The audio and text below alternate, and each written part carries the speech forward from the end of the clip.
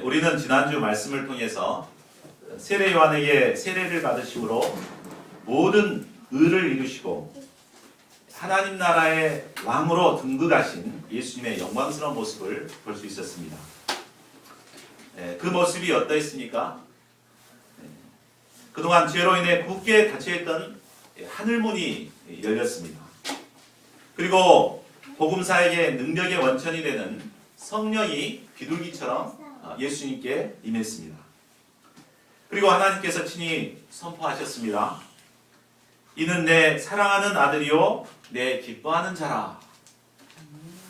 이 모습을 가리켜서 메시아의 대관식이라고 말합니다. 이제 예수님께서는 하나님 나라의 왕으로 등극하셔서 본격적으로 복음 역사를 시작하게 되었습니다. 오늘 본문은 예수님께서 복음 역사를 시작하시면서 첫 번째 하신 일이 무엇인가를 보여주고 있습니다. 그것은 뭡니까? 바로 사탄 마귀의 시험을 받으시고 이겨내는 것이었습니다.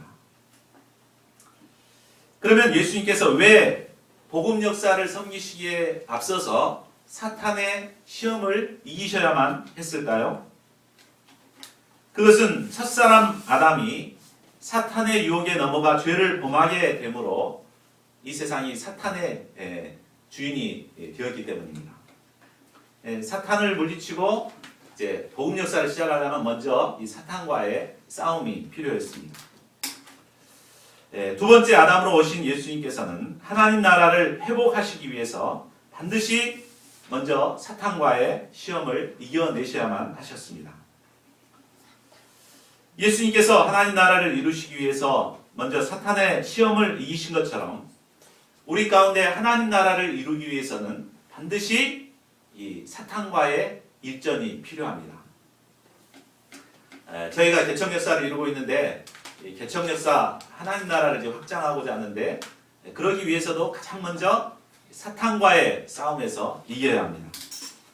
우리 개인이나 가정에 하나님 나라가 이루어지기 위해서도 반드시 먼저 사탄과의 시험에서 이겨야 합니다. 그러면 연약한 우리가 어떻게 사탄의 시험을 이겨낼 수 있을까요? 오늘 우리는 사탄을 물리치신 예수님을 통해 그 비결을 배울 수 있습니다.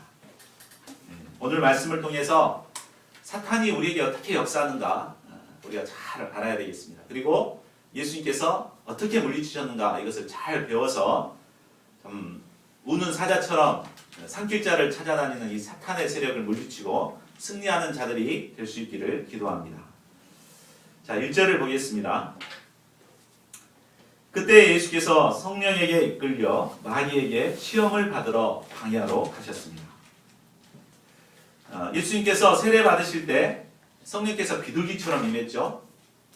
근데 이제 이 성령께서 예수님을 마귀에게 시험을 받도록 이끄셨습니다.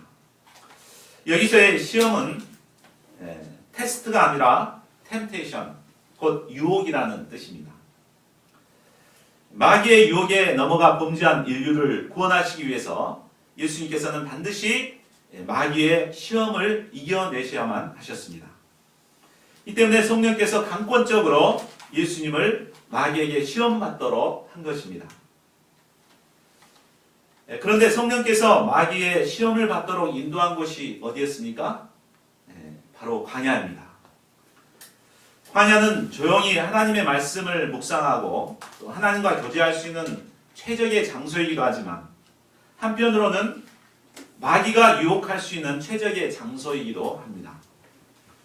마귀는 혼자 외롭게 광야에 벌어진 자들을 아주 좋아합니다. 마귀는 소외감을 느끼고 외로움과 공허함을 느끼는 자들에게 친구처럼 다가와서 그들을 유혹합니다. 그리고 결국은 그들의 생명을 앗아가 버립니다. 요즘 우리나라에서 자살하는 사람들이 굉장히 많은데 모두가 광야와 같은 곳에 내버려졌던 분들입니다. 이들이 광야 같은 곳에 내버려져가지고 이렇게 고통당할 때 사탄이 역사를 해가지고 결국은 자살을 하도록 이렇게 한 것입니다. 사람들은 마귀의 존재를 잘 인식하지 못합니다. 요즘처럼 과학 문명이 발달한 이 세상에 마귀가 어디 있고 귀신이 어디 있냐 이렇게 말합니다. 그러나 성경은 마귀가 분명히 있음을 말하고 있습니다. 하나님께서 분명히 살아계신 것처럼 마귀도 분명히 살아서 우리를 유혹하고 있습니다. 우리가 분명히 알아야 되겠습니다. 마귀의 시험을 이겨내기 위해서는 가장 먼저 마귀의 존재를 인식해야 합니다. 마귀가 분명히 우리에게 유혹한다는 사실을 인식할 때 마귀와 대적할 수도 있고 싸울 수도 있는 것입니다. 마귀는 그 정체가 드러나면 힘을 쓰지 못합니다. 때문에 마귀는 최대한 자신을 감추고 은밀하게 역사합니다. 친구처럼 다가서고 이렇게 우리 또 생각을 통해서 역사합니다.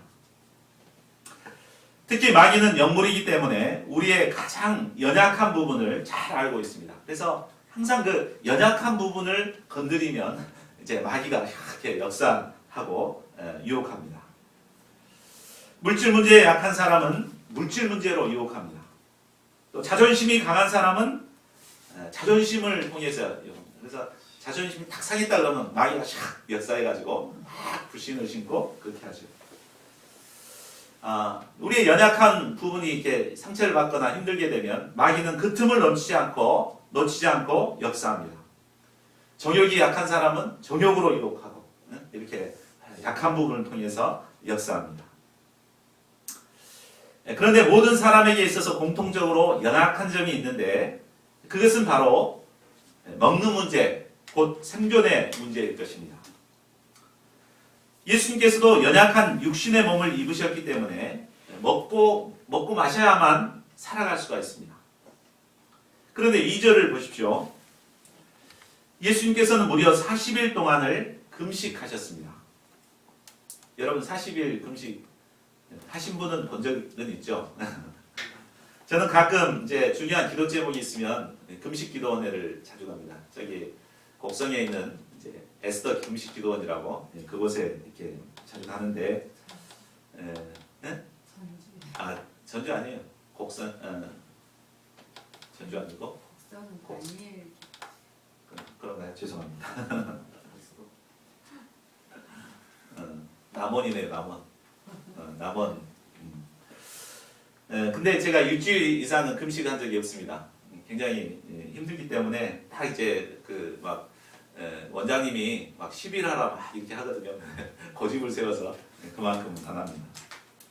우리는 살만 굶어도 참 온통 먹을 것 생각밖에 없습니다. 저는 기도하러 갔다가 굶고 이제 금식하다 보면 3일째 되면 정말 힘들거든요. 근데 막 맛있는 것들 막 생각나가지고 도저히 참지 못합니다. 그래서 기도하다가 에스더 목자한테 막 문자를 넣어가지고 뭐가 먹고 싶다고 그것 좀 준비 좀 해놔라고 이렇게 하기도 합니다.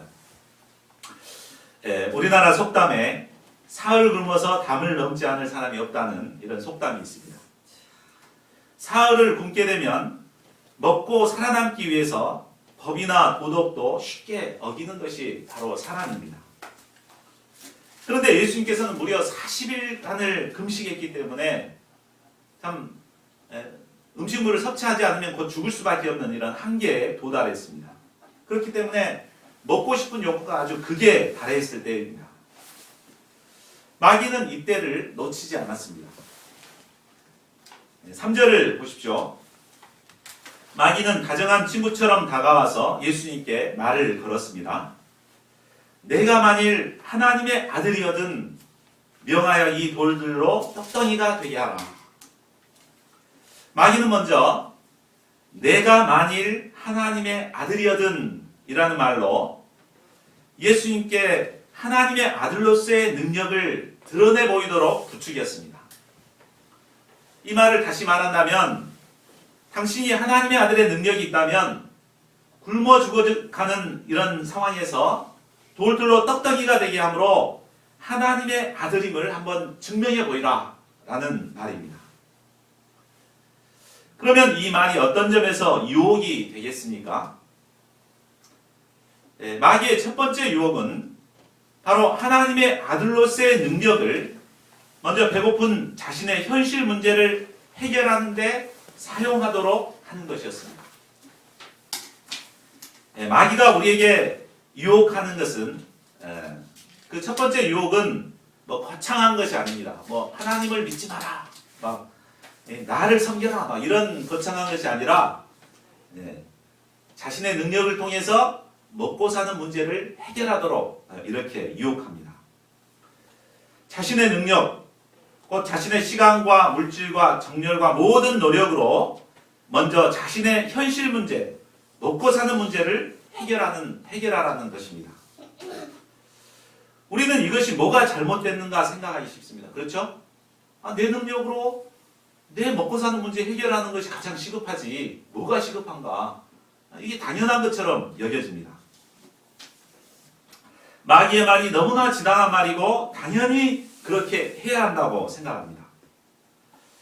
이는 마귀의 첫 번째 유혹에 너무나 많은 사람들이 쉽게 넘어가고 또 많은 사람들이 넘어가 있음을 보여주는 것입니다. 오늘날 많은 사람들은 자신의 현실 문제가 최우선적으로 해결해야 될 문제라고 생각합니다. 그리고 온통 그 일을 위해서 온 정열을 쏟아붓습니다. 대학을 앞둔 학생들은 좋은 대학에 들어가는 것을 첫 번째 목표로 삼고 이제 그때 교회도 안 다니고 오로지 그것에만 매진합니다. 제가 우리 대학 목자랑 같이 피싱해서 이렇게 설문지를 받아보면 교회를 다녔다가 안 다닌 사람들이 꽤 많거든요. 그래서 물어보면 대학을 가기 위해서 교회를 안 다니게 됐다 이렇게 얘기를 합니다. 근데 대학 가서 한번 신앙생활 해보려냐 그러면 해볼 의견이 없다는 거예요. 하지 않겠다고 그러죠. 그런 사람들이 대학에 온다고 해서 신앙생활을 다시 하냐? 그렇지 않습니다. 이제 대학에 오면은 취업을 위해서 스펙을 쌓기 위해서 온통 그것에 매달립니다. 또 원하는 직장에 들어가고 나면은 이제는 내 집을 마련하는데 또 결혼을 하는데 또 자녀를 낳으면은 자녀 교육을 하는데 온통 매진하고자 합니다. 또 자녀 교육이 끝나고 나면은 노후 준비를 위해서 온통 매진합니다. 사람들은 이처럼 현실 문제, 곧 경제 문제가 그 어떤 것보다도 가장 시급하고 절실한 문제라고 생각합니다.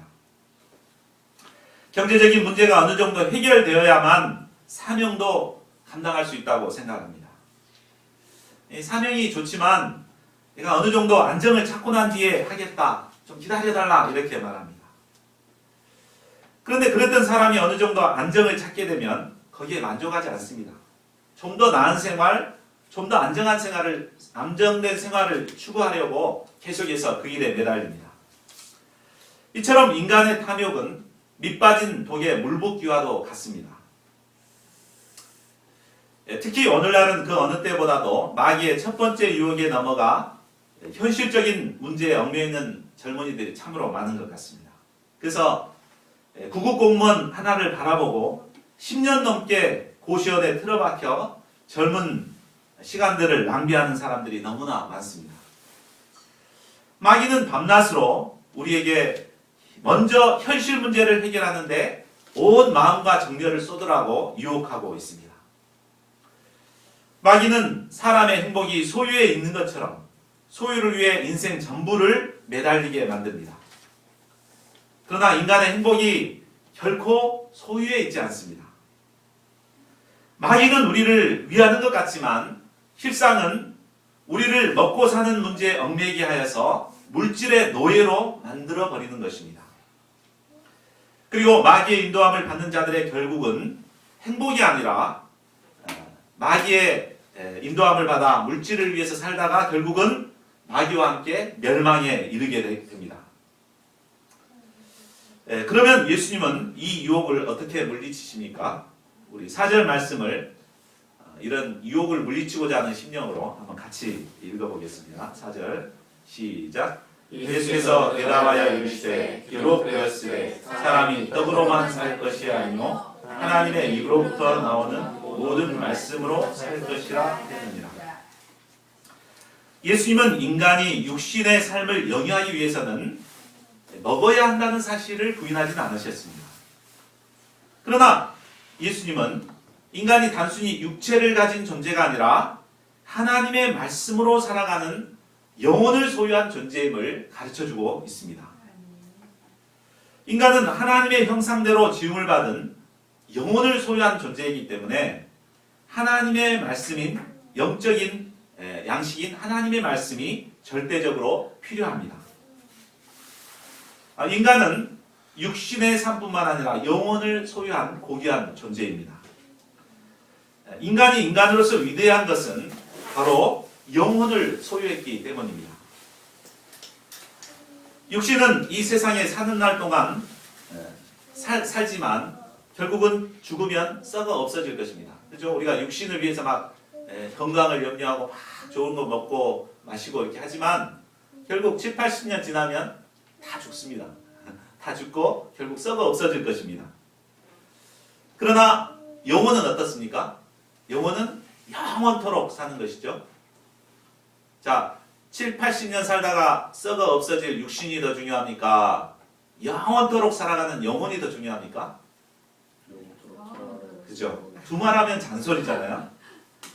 그런데 마귀는 영원한 삶에 대해서는 크게 눈을 가리게 하고 오로지 육신의 삶이 가장 중요하다고 육신의 삶에 얽매이도록 만드는 것입니다.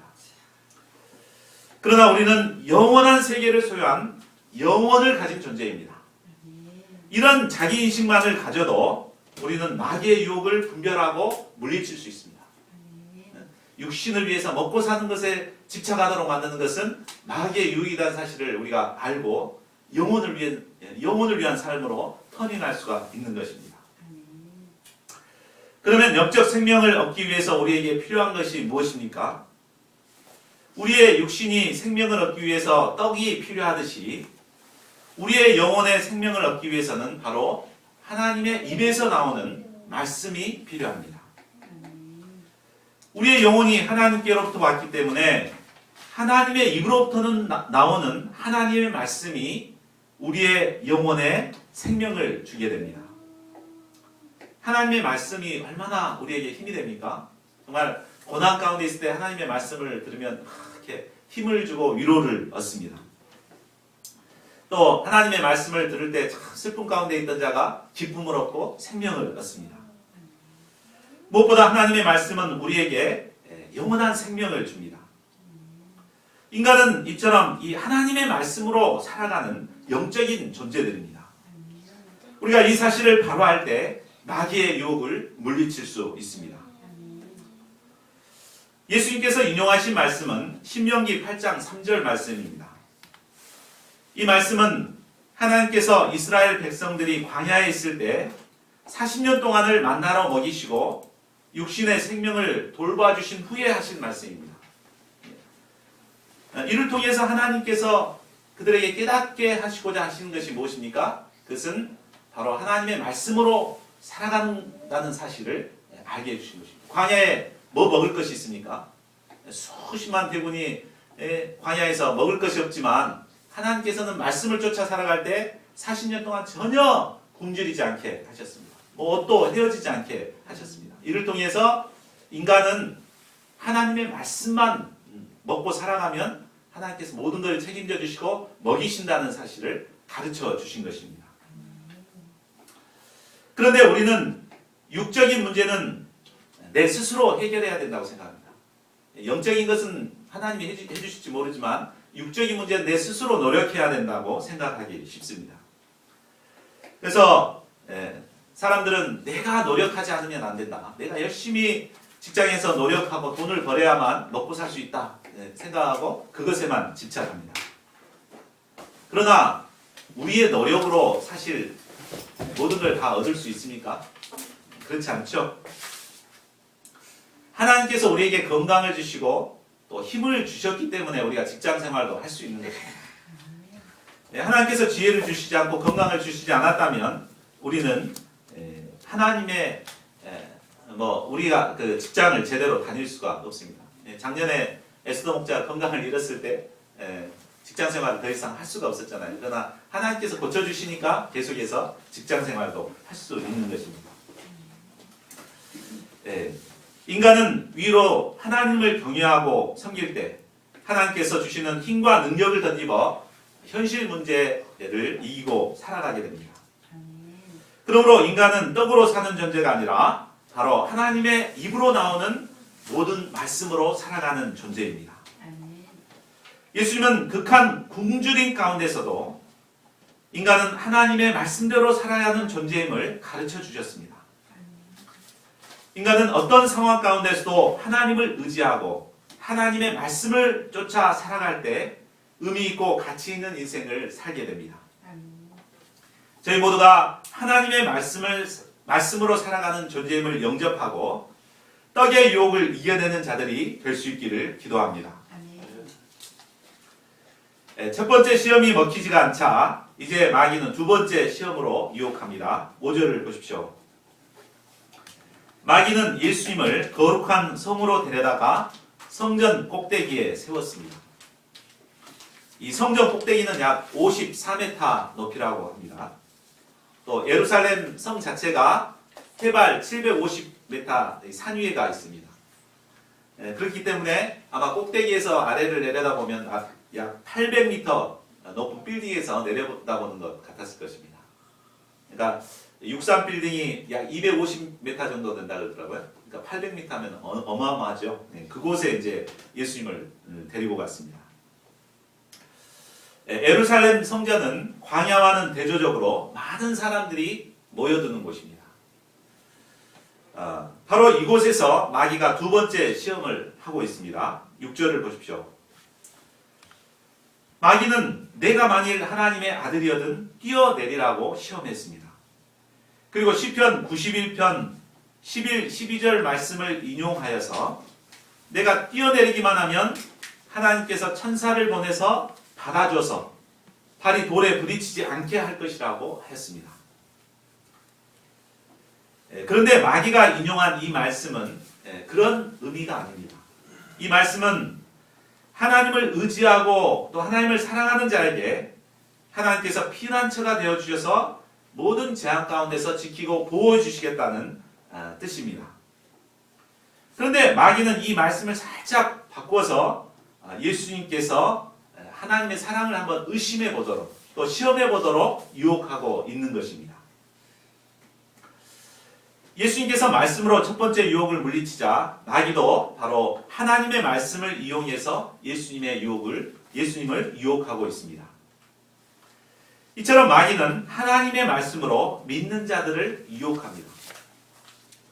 그래서 이단들을 보면 항상 말씀을 가지고 신자들을 유혹하죠. 그래서 그들을 보면 이제 성경책에 빨간 줄로 막 이렇게 그어놓고 막 이렇게 보라고 그러면서 막 이제 가르칩니다. 그러니까 성경의 말씀을 정확하게 알지 않으면 이 이단들이 이렇게 가르치는 말에 이렇게 유혹에 넘어가기 쉽습니다. 하와도 하나님의 말씀을 대충 알고 있었기 때문에 뱀이 이렇게 유혹할 때 거기에 이렇게 넘어갈 수밖에 없었죠. 그러므로 우리는 하나님의 말씀을 정확하게 분별하는 것이 중요합니다. 우리가 말씀 공부가 정말 중요한 거죠. 그래서 이 말씀의 의미가 무엇인가를 정확하게 할 때 전후 문맥을 딱 따져봐가지고 그 의미가 무엇인가를 딱 알고 있을 때 사단은 이단들의 특징은 뭐냐면 중간중간 말씀을 뽑아가지고 이렇게 자기의 뜻에 맞춰서 이렇게 미혹시키는 거거든요. 그러니까 이것을 분별할 수가 있습니다. 근데 말씀 공부하지 않고 말씀에 대해서 모르는 사람은 넘어갈 수밖에 없습니다. 말씀의 영적인 의미를 정확하게 할 때 우리는 말씀으로 유혹하는 마귀의 유혹을 물리칠 수 있습니다.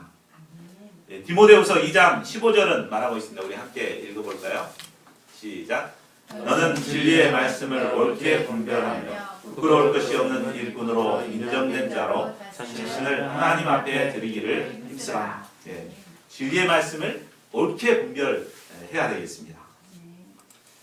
그러면 마귀의 유혹에 대한 예수님의 대답이 무엇입니까? 7절을 같이 읽어보겠습니다. 시작. 예수께서 이르시되 또 기록되었으되 주 너의 하나님을 시험하지 말라 하였느니라 하시니. 예수님은 마귀의 계계가 무엇인가를 정확하게 파악하시고 신명기 6장 16절 말씀으로 단호하게 물리치셨습니다. 이 말씀에서 우리는 하나님께 대한 우리의 자세가 어떠해야 하는가를 배우게 됩니다. 피조물인 인간이 감히 창조주이신 하나님을 시험할 수 있습니까? 하나님은 시험의 대상이 아니라 절대적으로 믿고 신뢰해야 할 분이십니다. 그런데도 많은 사람들은 하나님의 사랑과 능력을 시험하려고 듭니다. 하나님께서 만일 내 기도 제목을 들어주신다면 하나님이 살아계신다는 것을 내가 믿겠다, 이렇게 속으로 생각합니다. 또 불신자들은 농담처럼 하나님이 살아계시다면 나에게 기적을 한번 보여봐라, 그러면 내가 믿겠다, 이렇게 말합니다. 그러나 원하는 것이 이루어졌다고, 기적을 보여준다고 믿음을 가질 수 있습니까? 기적을 체험한 사람들이 정말 끝까지 잘 믿음의 생활을 하던가요? 우리는 유대인들을 보면 잘 알 수 있습니다. 유대인들은 예수님에게서 수많은 기적을 보았지만 결코 예수님을 믿지 않았습니다.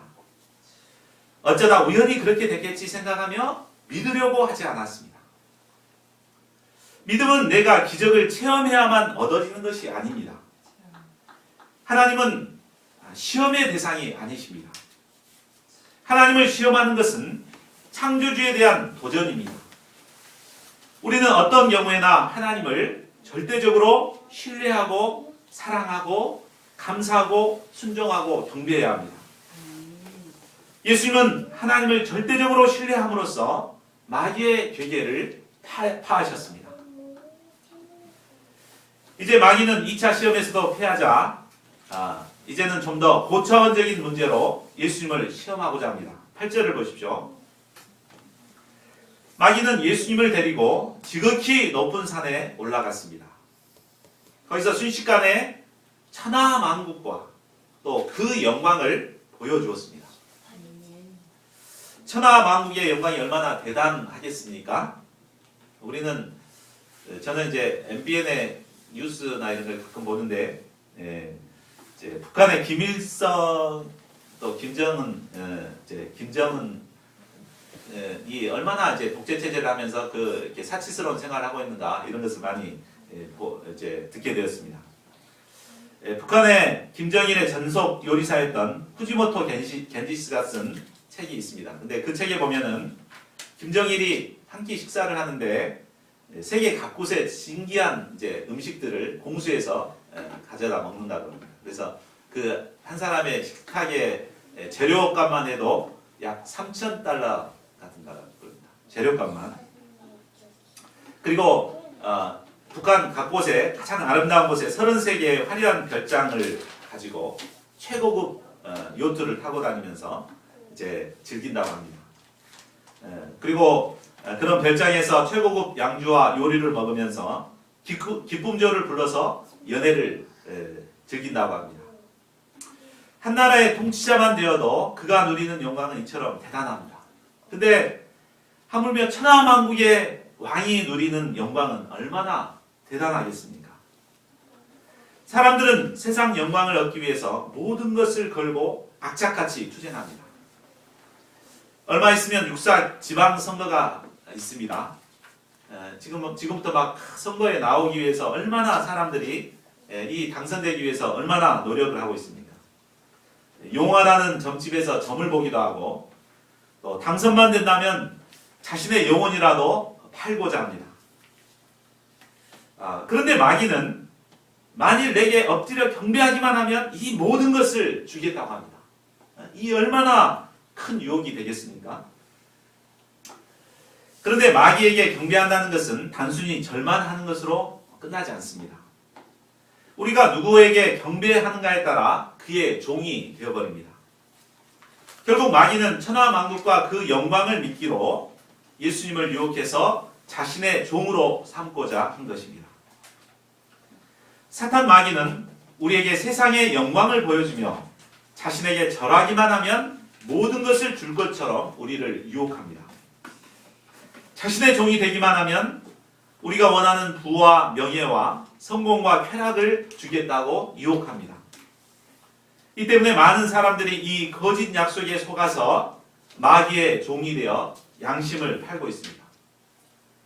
심지어 크리스찬들까지도 마귀에게 무릎을 꿇고 신앙을 팔아버리고 불법을 행하는 자들이 참으로 많습니다. 그러나 사탄에게 경배하게 되면 세상의 영광이 주어질 것 같지만 결코 그렇지 않습니다.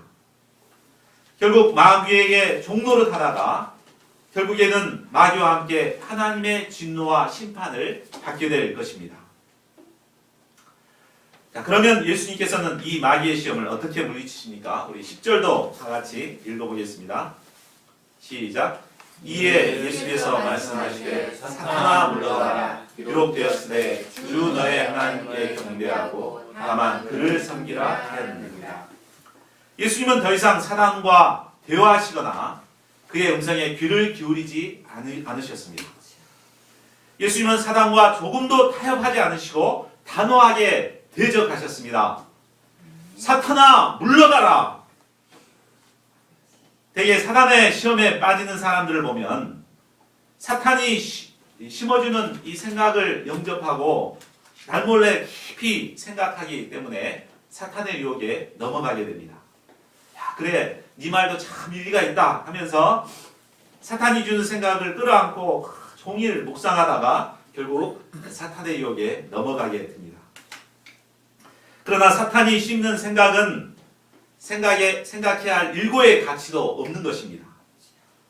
사탄이 주는 생각이 있다면 사탄아 물러가라 하며 대적하고 쫓아버려야 합니다. 예수님께서는 이번에도 말씀을 의지해서 물리치십니다. 기록되었으되 주 너의 하나님께 경배하고 다만 그를 섬기라 하였느니라. 예수님은 오직 하나님만이 경배의 대상이 되심을 분명히 증거하셨습니다. 이 세상의 그 어떤 것도 하나님의 위치에 설 수 없습니다.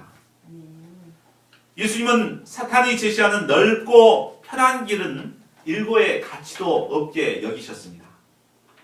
그리고 하나님께서 원하시는 좁은 길, 십자가의 길을 가고자 결단하셨습니다. 예수님은 하나님께서 기뻐하시는 십자가를 통해서 만왕의 왕으로서의 영광을 얻고자 하셨습니다. 십자가의 길은 외롭고 고통스러운 것이지만 예수님은 하나님을 경외함으로 십자가를 사랑하고 십자가를 굳게 붙드셨습니다. 11절을 보십시오. 예수님께서 사탄을 대적하시자 마귀는 곧 물러갔습니다. 그러나 누가복음 4장 13절에 보면 잠시 떠났다고 말하고 있습니다. 사탄은 잠시 떠나 있다가 공생의 기간 빈틈이 보이면 정확하게 예수님께 나타나 예수님을 유혹하였습니다. 하나님의 아들 예수님도 이처럼 유혹하는데 우리라고 사탄 마귀가 가만히 놔두겠습니까? 사탄은 우는 사자처럼 문 밖에 웅크리고 있다가 조금만 틈이 보이면 우리에게 나타나 우리를 유혹합니다. 아마 하루에도 수없이 많은 사탄의 유혹이 우리에게 있을 것입니다. 그러나 사탄이 아무리 유혹하더라도 우리가 말씀으로 사탄을 대적하여 물리치면 사탄은 물러갑니다. 그리고 사탄이 물러가고 나면 그 뒤에는 천사들이 와서 우리를 수종들게 됩니다. 자, 천사의 수종을 받기를 원하십니까? 당연히 그렇죠? 그렇다면 먼저 사탄의 유혹을 물리쳐야겠습니다. 사탄의 유혹을 물리칠 수 있는 유일한 무기는 바로 하나님의 말씀입니다. 예수님께서는 하나님의 말씀으로 사탄의 유혹을 물리치셨습니다. 말씀이 없는 자는 결국은 사탄의 유혹에 넘어갈 수밖에 없습니다. 그러나 절대적인 말씀이 있는 곳에 사탄은 힘을 쓰지 못합니다. 사탄의 괴계를 이길 수 있는 유일한 무기는 성령의 검인 하나님의 말씀뿐입니다. 그러므로 우리는 말씀을 사모해야겠습니다.